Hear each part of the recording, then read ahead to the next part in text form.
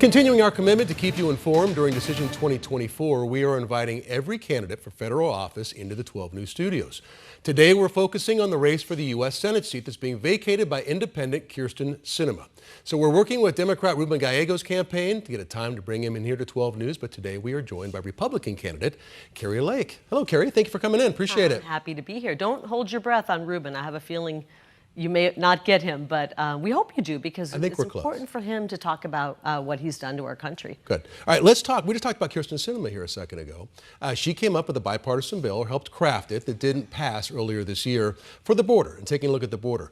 If you get the job she's in right now, and you may be asked to craft a border bill, what's in the Kari Lake border bill that you think will make the border safe and be able to get passed with both houses? Well, day one, we know we're going to have President Trump in office, and he's probably going to, by executive order, immediately shut down all of this nonsense at the border where millions of people are pouring in. But I, in addition to that, want to pass a piece of legislation. I'd be happy to co-sponsor it, write it myself, a quick 1 or 2 page piece of legislation that fully funds and expedites the construction of the southern border wall. We know it Where's works. that money come from? That's a lot of money, You know Kari. what? If we can send $260 billion to Ukraine, I know from being on the campaign trail that the people of this country want to spend our money securing our border. We'll find it, we'll pull it from somewhere else. But if we can spend $260 billion on Ukraine, like my opponent has voted for and many others have, if we can spend money on sex change operations for our military and some of the other absolute nonsense out there, we can find money. So you take it from some more progressive ideas. All right, go on. So you want to build the border wall. And then we want to go back to remain in Mexico, end catch and release. And we want to actually clamp down on the people who've poured across during this Biden invasion. We've had upwards of 20 million people pour across during the Biden invasion. We know they're not being vetted. We know with absolute assurity that we have convicted rapists and murderers and criminals. The 20 million fairly, though, been over a long period of time, several presidents. No. I mean, if you look at the data, it's much higher than what Joe Biden and Kamala Harris. I know, shocking, they didn't put out accurate figures, but many are saying there's up to 20 million people who've come across in this short 3.5, almost 4-year window. And they've come in unvetted, they've come in illegally, and we need to repatriate them back to their homelands. I'm glad you brought that up, because I think that's an idea that sounds like a massive undertaking. So let's say, again, you're in office. I'm not afraid of big jobs. Okay. Day one on that job, what do you do? Day one on the job, I'm going to help make sure President Trump has legislation. No, I'm sorry. Day one on removing the illegal immigrants out of the country. Well, it's going to be over a period of time. Actually, we have to remove people who have committed heinous crimes, and there have been many. We're watching as these Venezuelan and Chilean gang members have literally taken over apartment complexes. So you use police officers to They're here find them? in Phoenix as well. Okay. We had them all over the valley, Phoenix, Mesa, Paradise Valley, breaking into homes, dinnertime bandits. I just found out they're in Peoria now. So this is why we have to fully fund our police, because we're going to be leaning on our local police and sheriffs to help us out when they encounter somebody here illegally. Right now, you encounter a dangerous felon who's here illegally. You call ICE, you call border, they won't help. They can't assist because of this lack of leadership. So we're going to relying on local law enforcement to help us out. And that's why we need to fully fund it, Troy. My opponent wrote a piece of legislation to defund the police and to actually get rid of qualified immunity. Wouldn't you need judges as well if you're going to, That's in my plan. I've got a 10-step border plan. We need more. We need thousands of judges, and we want them right on the border. We don't want them here where you say, okay, we're going to give you your summons to appear in court in 12 years. You're going to appear before a judge immediately. We'll need thousands of asylum judges right there on the border. In addition, it'll make the decision right then. Yeah.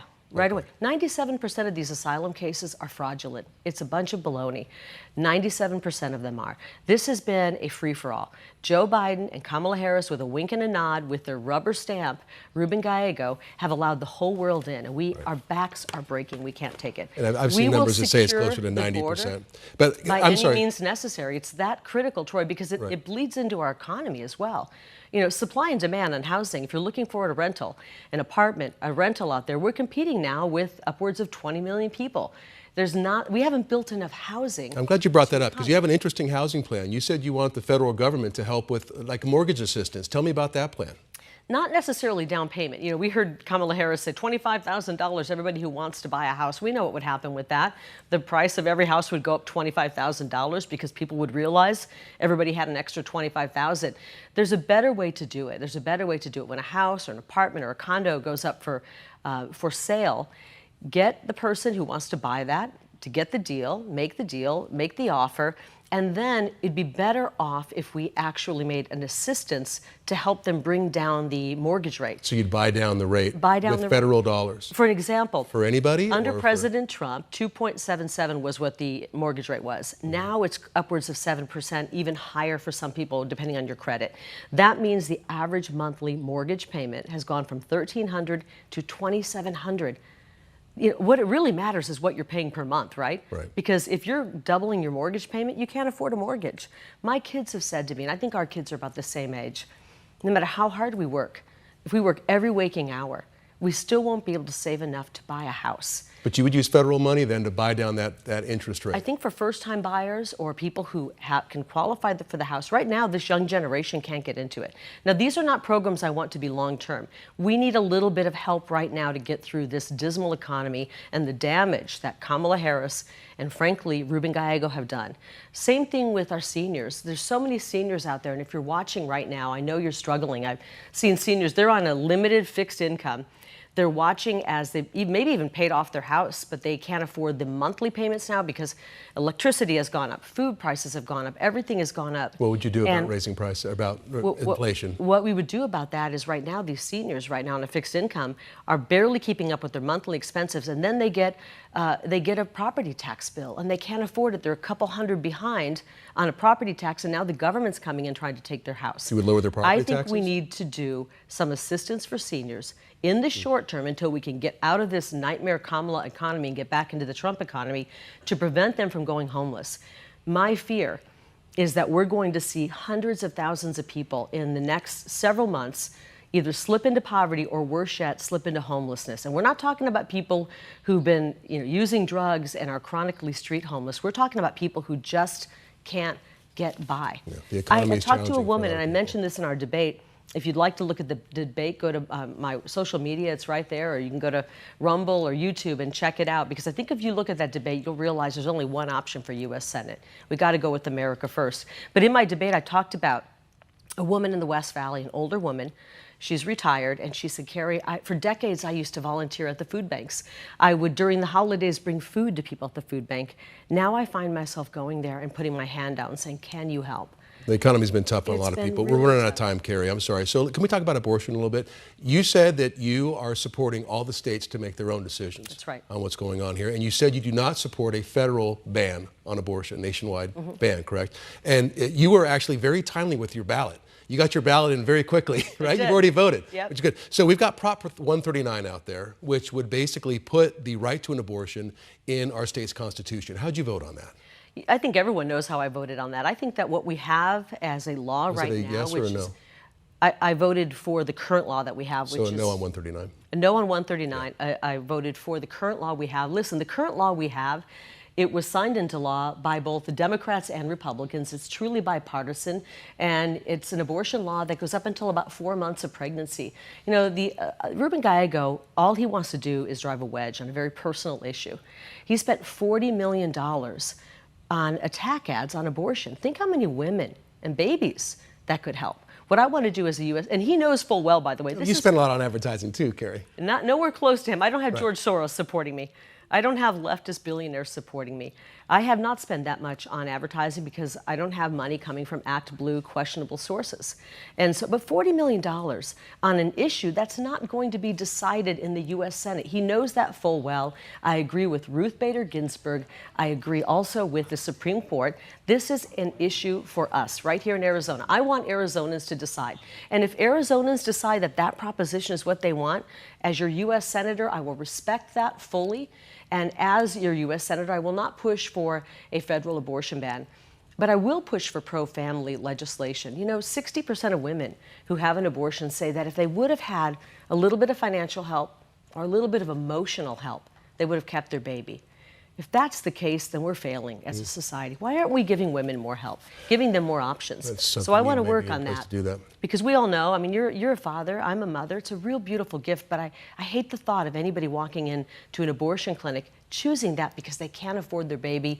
And in Ruben Gallego's economy, it's harder and harder to support just feeding yourself, let alone a family. Can I ask you one last question here? The presidential polls have everything almost in a dead heat across the country. So we don't really know what's going to happen, if you believe the polls at all.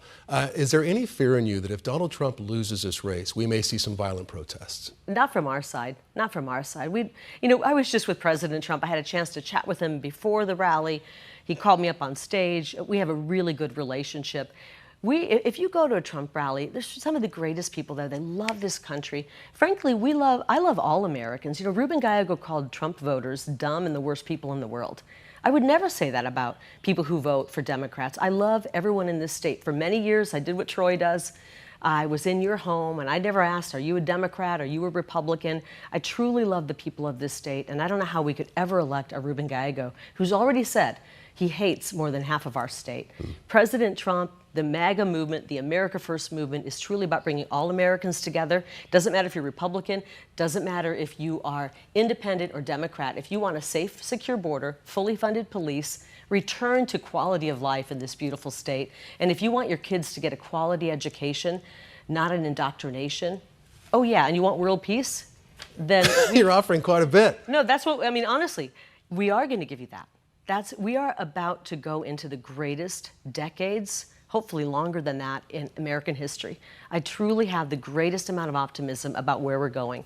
Next, few weeks are going to be tough. We got to get everybody out to vote. Vote early, get your ballot in. If you've received your ballot, fill it out, get it in right away. We're gonna help turn this around. Whether you love me or don't, whether you love President Trump or you don't, we are still going to bring back a strong economy that works for all of us and a great, secure, beautiful Arizona. Kari, thank you so much for coming in. Thank you, Appreciate Troy. it. Good Going to see forward. And joining us now is the Democratic candidate for U.S. Senate, Congressman Ruben Gallego. Thank you for being here, Thanks for having Congressman. me, I appreciate it. Yeah. All right, let's start with the border, if we can. It's a big topic everybody's talking about. You've been in Congress a number of years. We probably need some new border laws. Obviously, I know you guys have been working on it. And investments, yeah. Right. So if you are the next border U.S. Senator here from Arizona, what's in the Ruben Gallego bill, border bill, that can get passed, not only through Congress, but get signed by the president? Well, I think the border security compromise bill that we passed before, but was eventually rejected by Republicans, we should bring it back and add some more elements to it. Like Number what? one, more judges. And I think the judges can't just be in different parts. We should have judges at the border. So that way we could be determining who actually has a right to claim asylum. And if you don't, quickly deport them. 90% of people that come to the border do not have a claim for asylum. They should not be allowed to stay here for years and years until they get their court hearing. That's what encourages more people to come. Right. The other thing is we have to expand the ports of entry. So Arizona in particular our ports of entry are too small. We're not getting a lot of business in terms of trade because of that. And we need more customs and police officers so that way we could check everything coming through, more technology check for fentanyl, because 80% of fentanyl actually comes through the border, and then add more border patrol. That was originally in the part of the original bill, but make sure it actually happens quickly, as well as changing the rules. And here's where we can add more border patrol, but it takes too long in terms of training and the background checks in order for us to actually get enough through the pipeline. So we really have to figure out, for example, what I did early on in my career, joining with Martha McSally to help veterans who already had classified clearance to cross over quickly and become Border Patrol. I just joined in with Republican Dan Crenshaw to help federal law enforcement not have to re-go through the background check again in order to become Border Patrol, since they already did it anyway. These are the kind of Border things. Patrol officers on the ground more quickly. Correct, and also making it easier for this is from conversations with Border Patrol, what they've told me, is making it easier for Border Patrol just to hire even local police. Sometimes they don't even have that right to do it, and they have to wait for sometimes months, maybe in a year before they get one new Border Patrol agent, which is not helpful, especially when you have these huge surges. All right, so what about the millions of people who are here now who have crossed the border illegally? As you just said, 90% of these asylum claims are going to be unsuccessful. So what do we do with them? Well, I think what we have to do is, number one, have a judicious process to actually get them to their hearings and, of course, deport them if they don't have a proper asylum. So explain that to me, because we're talking about millions of people. Would you have local police? How would you find the people who are here now? Well, almost 99% of them actually are already filed. They have to file where they're living, and they have to show up for the asylum cases, right? So you have them go through the asylum case. You have a judge The reason we don't have as much asylum cases happening around is because there's not enough judges. Hire more judges, have them come and put their asylum hearing together. They will, if they get rejected for the asylum hearing, then they get deported. That's a judicious process that honors our respect for the rule of law, but also gives them an opportunity to prove themselves. But the process that we have right now is broken.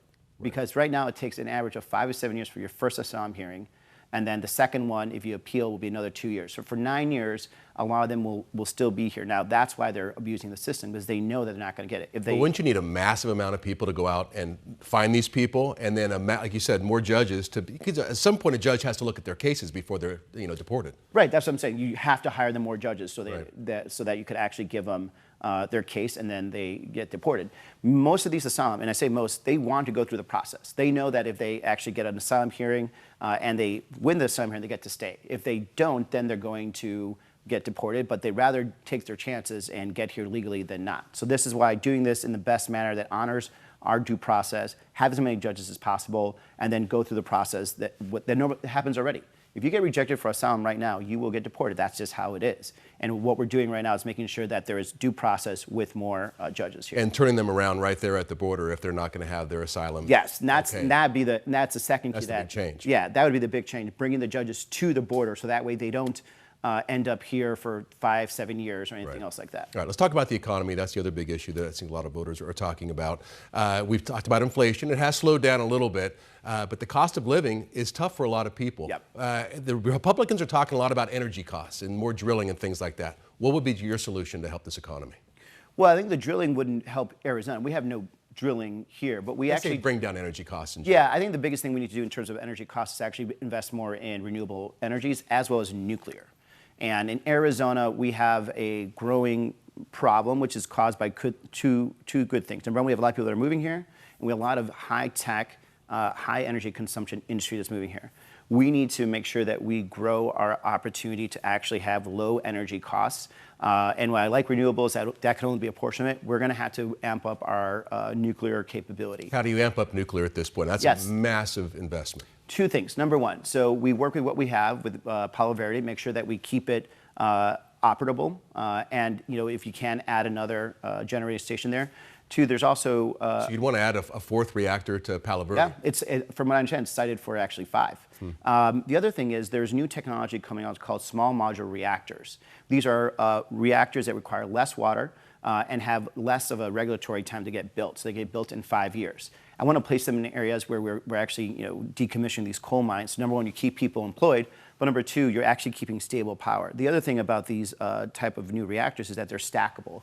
So as you need more energy growth, you could just bring a new one and just stack it right next to it, and it takes your kilowatts more, and you could increase your kilowatts. Are you looking at places here in Arizona for those small reactors?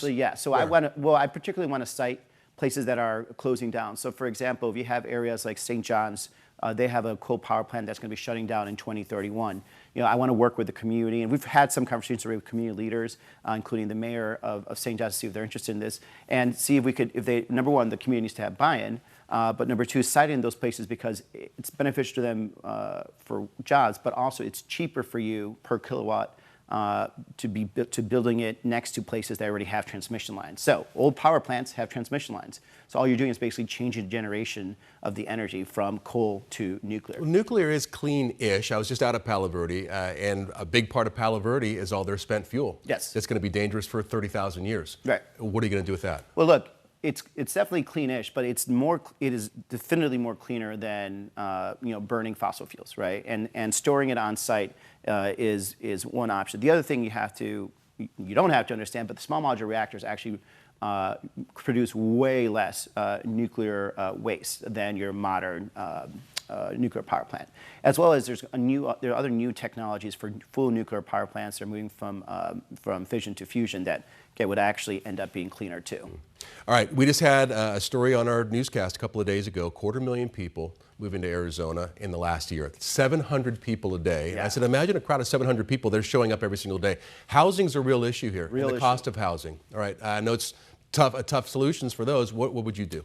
Well, number one, we have to actually allow people to buy homes. Right now, your average home competitor or home buyer is competing probably a third of the time against a major corporation that's buying our houses as to be part of their portfolio, right? So hedge funds, private equities, they're 1/3 of all the homes, for example, in 2022 were bought by these multi-billion-dollar corporations. So you would ban them from buying homes? Yeah, as a matter of fact, we used to do that. So this is nothing new. Back prior to the 2008, before the home crash, we didn't allow massive institutions to buy these types of homes because it creates what you have right now, this massive home ownership that actually ends up capping who can buy homes and controlling the cost of everything. If you're a home buyer, a lot of times you're competing against a cash buyer, and that cash buyer is someone from New York City. But they provide rental houses, so we're having issues even with people trying to find a house to rent. But so even for rental houses, for example, what you're seeing is these major corporations are now colluding to keep houses rent high. So for example, we just saw this happen with RealPage, something that I noticed right away, and I made sure that the Federal Trade Commission, as well as the Attorney General, investigated. And what they found was these massive corporations were colluding with each other to keep rent high. They would actually tell one rental company, one landlord, hey, don't rent out your place, hold out for another month, and we could all raise our rent at the same time. That's collusion. You wouldn't allow that in any other industry. You certainly don't get that when it comes to property. That's on one side. We have to increase supply too. And so the federal government has not done a good job about bringing in low-income housing tax credits, which is very important for building in some of our poorer areas. When it comes to actually bringing in house grants, we are way behind, for example, the Midwest, which has a declining population. We don't receive as much housing support as those states because we're still factored on old bills. Would you agree with Vice President Harris, who's saying she wants to give $25,000 to first-time home buyers? And where does that money come from? Well, I think that's a first step. Now you could, for a lot of that, there's easy ways to find the savings for that, as well as also just giving a low interest loan on it. So I think the solution should also be going to, right now, where we have a 3.5, usual FHA, first home owner buyer's loan is 3.5%. 3.5% when your average Maricopa house right now is about $500,000. That's about $20,000 after closing costs. Most young families don't have $20,000. Right now, if you look at some private companies like Rocket Mortgage, for example, they're offering 1% down with good credit. I think that's where we should move to. If you have good credit, you should move to 1% down. That is actually more manageable now. And lastly, just increasing other ways to increase supplies, making sure that we have the workers that need to do this. I grew up working construction. I was a construction worker all the way until I got to college. My family are all a bunch of carpenters. When you don't have enough carpenters and construction crews working, you're going to have this problem. As a matter of fact, the biggest problem we have right now is a lot of the construction crews that used to work on housing are now building the chips plants. So we need to make sure we're bringing in new workers into that, whether that's through the community college system, retraining people, bringing time first-time offenders that are coming out of jail, giving them a job and a skill. We just need to get more people into the pipeline to actually build these houses. And encouraging them to get into the trades, for sure. All right, we have about a minute and a half left here. So let's talk about federal spending. Yeah. Because we just saw a stat the other day, and I remember last time I reported on this, it was 30 cents of every dollar we spent or something was debt. Yeah. And now it's even more. How do we rein this in, and where do you cut? Because nobody wants to lose their money, right? Yeah. Well, you have to look at each individual program and figure out where to cut. Or you could find savings. One of the things that we saw when we negotiated drug prices, that we were able to save Medicare billions of dollars. Now, what does that mean? That means Medicare now has a longer solvency, and also means that we're not borrowing as much money to pay for Medicare. That was only with 10 drugs. Now, what I want to do is make sure we negotiate it with all the drugs that Medicare recipients use, and that could save us even billions and billions of dollars more. We already do this, by the way, with the VA and the Department of Defense. The Department of Defense and the VA, they negotiate all the prescription drugs that veterans, like I receive, or while you're in the military. That's going to save their billions of dollars. So that's a small slice, but your biggest, of course, spending is Social Security. Do you see putting a cap on Social Security benefits? No. Or some sort of a test for income? Social Security doesn't actually affect our national debt. Social Security itself, though, we have to make sure is solvent. What I want to do is raise the cap on Social Security. When I say raise the cap, people that make more than $400,000 are going to start paying more when it comes to Social Security, because right now it's capped at $160,000 and it keeps raising, and that's not keeping up with growth. So with time. But by doing this, and I actually have a bill, it's called the Social Security Act of 2100, it would extend 100% Social Security solvency to 2060, right? So that's with those higher incomes. With those higher incomes, yeah. Congressman, we're out of time. Thank you so much for coming in, and good luck to you coming up next week. All right, thank you.